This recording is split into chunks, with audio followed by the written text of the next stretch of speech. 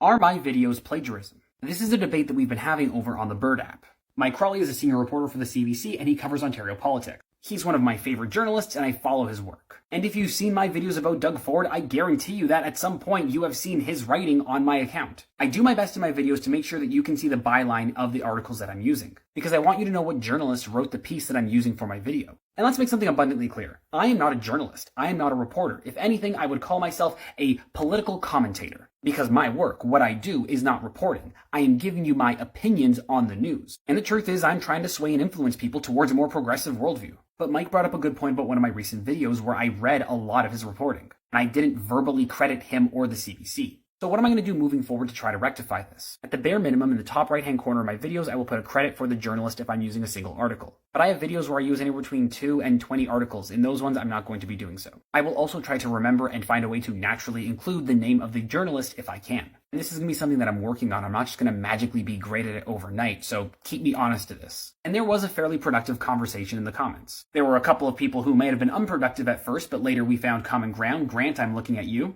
And I also had some good conversations with reporters whose work I've used before, like Luke LeBrun. And Rachel Gilmore actually chimed in and wrote a thread about this that I highly recommend that you check out. Because TikTok is a new thing. Short-form video is a new thing. It is especially new to news media. As she says, overall, it's never a bad thing when people help reporting reach a wider audience, especially one that wouldn't otherwise see it. I am not here to steal people's work. I am here to make sure that it reaches more people. I don't get paid to do this. This is not my 9 to 5.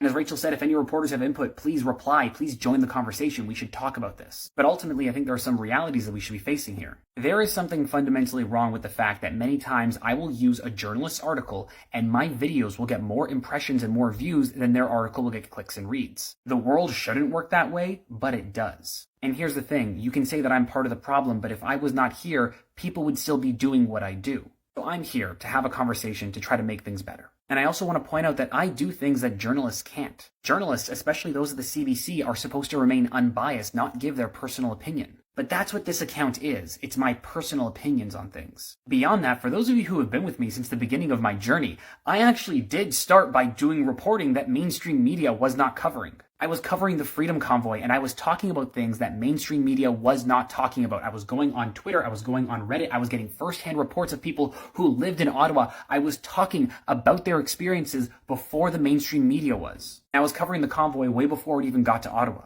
And talk to any nurses, teachers, EAs, or ECEs that you know. I guarantee you that at some point in time they have seen my face. Because my videos and my advocacy, regardless of whether or not you want to accept that, were important during different contract negotiations. Because at times, when I've made a stink about things, it can get hundreds of thousands, if not millions of views and clicks. But the truth is, most of those videos could have only been made with the work of journalists, and I'm going to try to credit journalists when I can moving forward. I don't make money doing this. I do this for fun. I do this because it helps me to alleviate stress. But the truth is, mainstream media, this is where things are now. And journalists need to find ways to convert their content into video form. Because if you don't, I will. I also want to make it very clear, I'm not upset at Mike in any way. He was extremely valid to bring up this point, and I am glad that we are having this conversation. That's what this is, a conversation, and I want to continue to improve. So if you have advice for me, if you have critiques, leave them in the comments down below. Argue with me. That's what I am here for. This is what I do.